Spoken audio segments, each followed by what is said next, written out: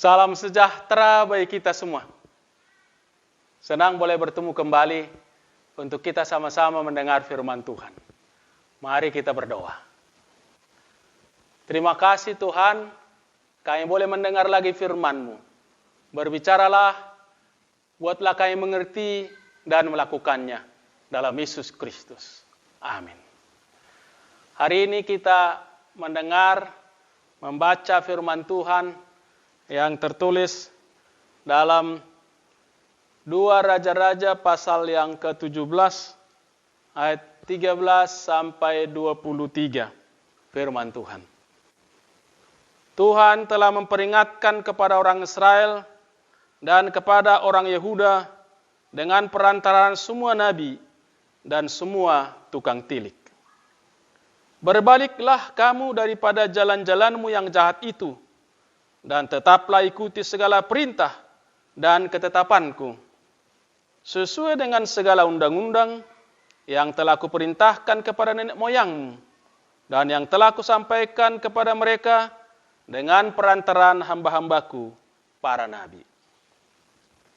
Tetapi mereka tidak mau mendengarkan, melainkan mereka menegarkan tengkuknya, seperti nenek moyangnya yang tidak percaya kepada Tuhan Allah mereka.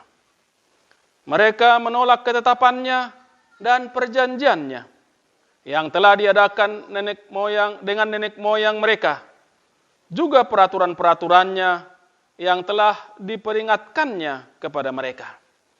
Mereka mengikuti dewa kesia-siaan, sehingga mereka mengikuti bangsa-bangsa yang di sekeliling mereka, walaupun Tuhan telah memerintahkan kepada mereka, janganlah berbuat seperti mereka itu.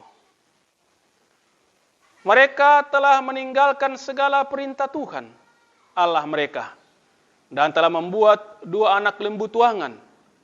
Juga mereka membuat patung Asyera, sujud menyembah kepada segenap tentara langit, dan beribadah kepada Baal. Tambahan pula, mereka mempersembahkan anak-anaknya sebagai korban dalam api, dan melakukan tenung, dan memperbudak diri dengan melakukan yang jahat di mata Tuhan, sehingga mereka menimbulkan sakit hatinya. Sebab itu Tuhan sangat murka kepada Israel dan menjauhkan mereka dari hadapannya. Tidak ada yang tinggal kecuali suku Yehuda saja. Juga Yehuda tidak berpegang pada perintah Tuhan Allah mereka, tapi mereka hidup menurut ketetapan yang telah dibuat Israel. Jadi Tuhan menolak segenap keturunan Israel. Ia menindas mereka dan menyerahkan mereka ke dalam tangan perampok-perampok sampai habis mereka dibuangnya dari hadapannya.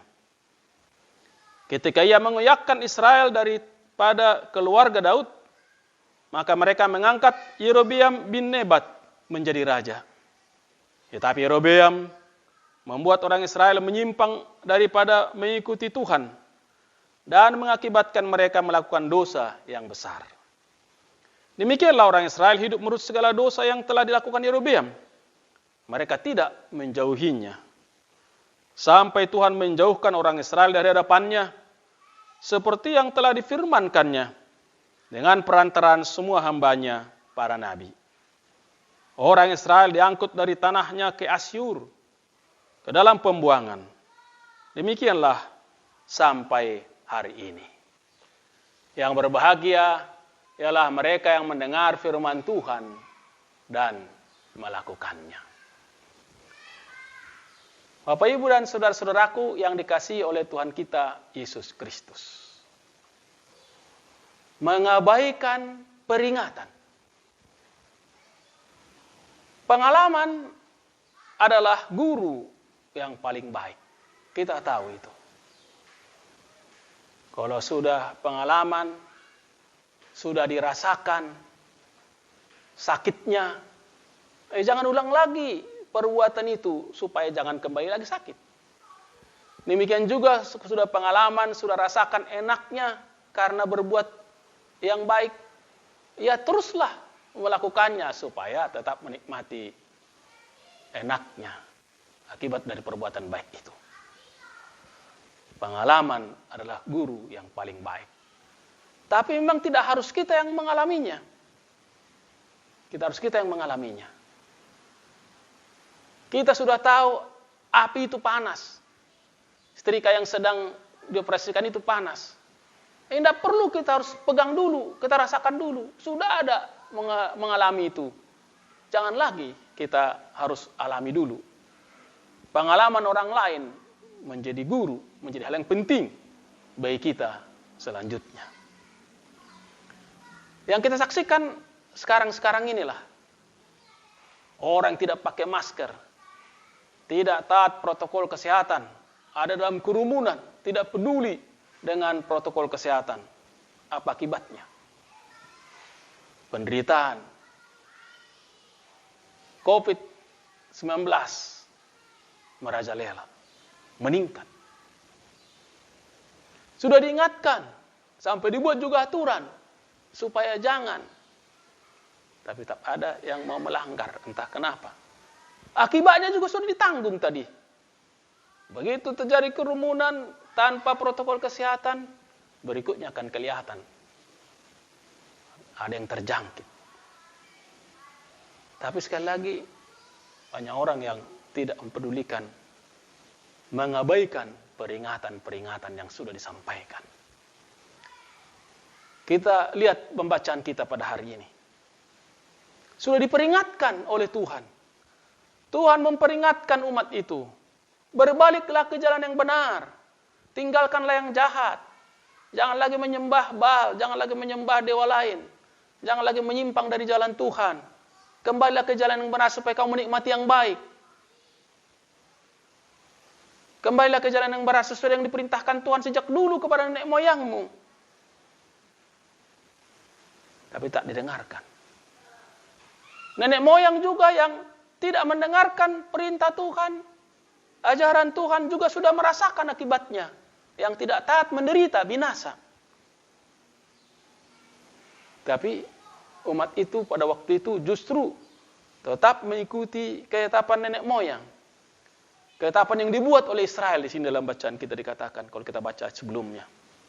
Yaitu menyembah, membuat penyembahan di bukit-bukit pengorbanan, tempat-tempat yang tinggi. Juga di bawah setiap pohon yang rimbun. Seperti pasal 16 ayat 4.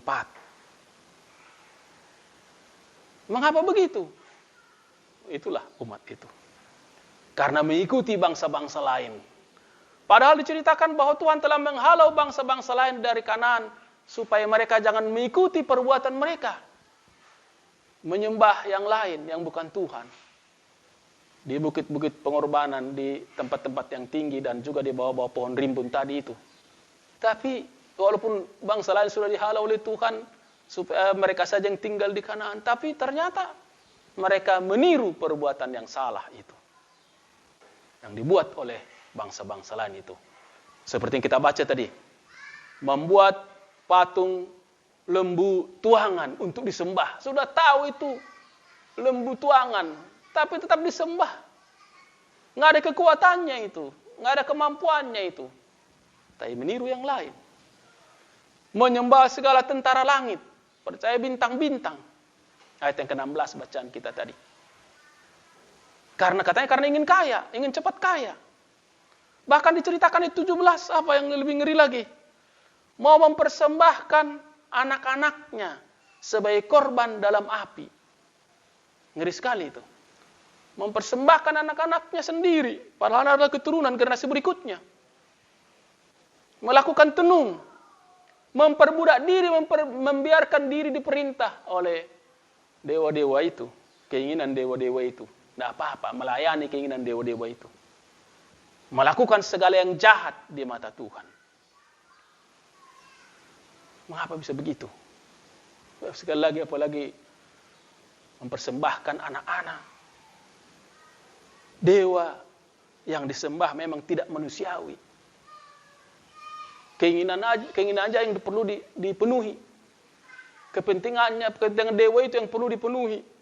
Tidak mampu memenuhi kepentingan yang menyembahnya karena nggak mampu memang. mau mengorbankan anaknya sendiri demi menyembah dewa lain itu. Ngeri sekali. Tidak peduli kemanusiaan. Beda dengan Tuhan kita dalam Yesus Kristus. Yang diceritakan sebagai gembala yang baik. Meninggalkan 99 aman di kandang. Dan mencari satu domba yang hilang. Untuk menyelamatkannya lalu membawanya kembali. Untuk menikmati yang baik. Luar biasa. Tuhan ingin semua hidup bahagia. Tuhan mengasihi semua walaupun cacat. Tidak boleh ada yang menjadi korban. Semua dijaga dan dipeliharanya. Tapi dewa lain, sesembahan lain, seperti yang kita baca tadi, penyembahnya mau mengorbankan anaknya sendiri, anggota keluarganya sendiri. Karena ada kepentingan. Benar kalau dikatakan bahwa dalam Matius 6 itu ayat 24 itu. Kamu tidak mungkin menyembah dua Tuhan. Menyembah Allah dan menyembah Mammon. Harta, keinginan, kerakusan. Tidak mungkin. Karena kamu akan setia kepada yang satu, tidak setia kepada yang lain. Setia kepada Allah, ya tidak serakah. Setia pada keserakahan, melakukan apa saja dilakukan sampai menyembah, mengorbankan anak tadi. Melakukan apa saja, karena keinginan itu. Tuhan tidak dipedulikan, harus mengasihi, harus membimbing anak-anak dan seterusnya. Maka dikatakan dalam Efesus pasal 5 ayat 5, orang yang serakah, maksudnya orang penyembah berhala, tidak dapat bagian dalam kerajaan Allah. Karena keinginan yang dilakukan. Dan tidak peduli melakukan apa saja demi mencapai keinginan. Sudah diperingatkan kepada kita. Masihkah kita tetap dalam kebodohan kita? Diperingatkan oleh hamba-hamba Tuhan. Melalui Alkitab, firman Tuhan yang diberitakan kepada kita. Untuk kembali ke jalan yang benar.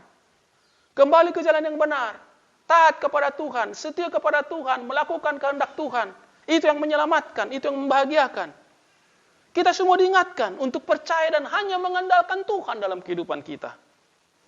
Yang mengandalkan Tuhan terbukti. Yang percaya kepada Tuhan terbukti. Beroleh keselamatannya, menikmati kebaikannya. Yang percaya, yang berpaling kepada Sang Hidup, kepada Yesus, menikmati kebaikan, keselamatan. Sebaliknya mengandalkan keinginan sendiri, kemauan sendiri, keserakahan sendiri, yang menduga keinginan itu dapat menyelamatkan, membahagiakannya, justru binasa. Mengapa begitu? Serakah. Sebenarnya sudah cukup, tapi ingin mendapatkan lebih banyak dan bahkan milik orang lain pun diambil. Serakah. Padahal berkat Tuhan cukup. Jadi kita diingatkan, berkat Tuhan yang kita terima cukup. Cukup bagi kita. Jangan demi kita, demi kekayaan, demi memuaskan keinginan. Yang sebenarnya kekayaan yang sementara, keinginan yang tidak bisa memuaskan, menyelamatkan, mengorbankan yang lain, bahkan anggota keluarga tadi. Kekayaan atau keinginan yang ada di dunia tidak menjamin kebahagiaan kita. Nggak ada yang bisa menjamin kebahagiaan. Jadi diperingatkan. Jangan mengabaikan peringatan Tuhan bahwa keinginanmu itu tidak menyelamatkanmu, tidak membahagiakan kamu. Justru tadi mau menjadi diperbudak oleh keinginan itu. Tapi yang Tuhan beri, berkat yang Tuhan beri, pertolongan yang Tuhan beri, keselamatan yang Tuhan beri, cukup. Kita nikmati segala pemberian Tuhan yang kita terima. Dan sikap kita untuk itu adalah bersyukur. Bersyukur dengan segala berkat yang kita terima, membuat kita tenang. Menikmati hidup, menikmati kebaikan, menikmati yang ada. Apa yang ada menjadi sesuatu yang nikmat, yang membahagiakan bagi kita. Membuat kita tenang, membuat kita damai, membuat kita senang, membuat kita berbahagia. Dan bahkan menjadi berkat bagi yang lain. Mari kita ingat peringatan ini. Jangan mengabaikan peringatan Tuhan Kembali kepada Tuhan, kembali ke jalan yang benar, melakukan yang benar, melakukan keinginan Tuhan, bukan melakukan keinginan sendiri. Bukan demi keinginan sendiri, segalanya dikorbankan, segalanya tidak dipedulikan. Yang penting, keinginannya, mengejar keinginannya, yang dapat juga merusak yang lain, bahkan anggota keluarga sendiri. Mari kembali ke jalan yang benar, karena melakukan yang bertentangan dengan kehendak Tuhan telah terbukti menderita. Sejak nenek moyang, yang tidak taat, yang tidak menerima, yang tidak memperlakukan firman Tuhan menderita. Tapi yang tetap taat dan setia mendapat kebahagiaan. Mana yang kita pilih? Mari kita syukuri segala berkat yang Tuhan anugerahkan. Kita syukuri segala pemberian Tuhan. Itu yang membahagiakan kita, menyenangkan, menyukacitakan, bahkan menjadi berkat bagi orang lain. Terpujilah Tuhan. Amin. Kita berdoa. Terima kasih atas firman-Mu. Bimbing kami mengerti dan melakukannya. Mensyukuri segala perbuatan Tuhan. Cukup membahagiakan bagi kami. Jangan biarkan kami serakah. Biarlah peringatan Tuhan membuat kami selalu ingat mengandalkan Tuhan yang penting. Mensyukuri pemberian-Mu yang penting. Bukan sebaliknya meninggalkan Tuhan, jalan Tuhan. Mencari jalan yang lain dengan kekuatan sendiri. Bahkan karena demi kepentingan sendiri. Mengorbankan keluarga, mengorbankan orang lain. Tuntun kami Tuhan untuk melakukan firman-Mu. Menaati firman-Mu. Pastilah itu membahagiakan bagi kami. Kiranya Tuhan selalu pakai gereja untuk terus menyuarakan yang baik. Untuk hidup rukun dan damai satu dengan yang lain. Karena itu kami serahkan juga pemerintah supaya Tuhan lindungi dan jagai menjalankan tugasnya, mengayomi, mengarahkan. Kami semua hidup berdamai satu dengan yang lain. Jangan saling merugikan, membuat orang lain menderita. Tapi sebaliknya, melihat bagaimana kami bersyukur bersama-sama. Melakukan apa yang berkenan kepada Tuhan. Kami berdoa untuk orang-orang yang serakah, untuk orang yang memikirkan kepentingan sendiri sehingga merugikan orang lain, bahkan mencelakakan diri dan keluarga dan orang lain. Tuhan sadarkan supaya kembali ke jalan-Mu. Biarlah semua orang menyadari bahwa berkat masing-masing berbeda, dan dengan mensyukuri berkat-berkat yang ada, boleh menikmati kebaikan. Kami serahkan kepada mereka yang sungguh berkekurangan, yang lemah, apalagi karena bencana alam, ada pengungsian, kehilangan harta keluarga, kehilangan harta kekayaan. Tuhan berikan kepada mereka cukup. Untuk mereka boleh tak bersuka cita. Terima kasih Tuhan. Kiranya Tuhan tolong juga kami dapat memutus rantai COVID-19. Karena kami disiplin taat pada aturan yang Tuhan buat melalui para pemimpin yang baik untuk kebaikan kami. Terima kasih Tuhan. Buatlah kami menjadi berguna bagimu dan bagi sesama kami. Dalam Yesus Kristus kami berdoa. Amin. Tuhan menyertai memberkati kita sekalian. Salam penuh kasih.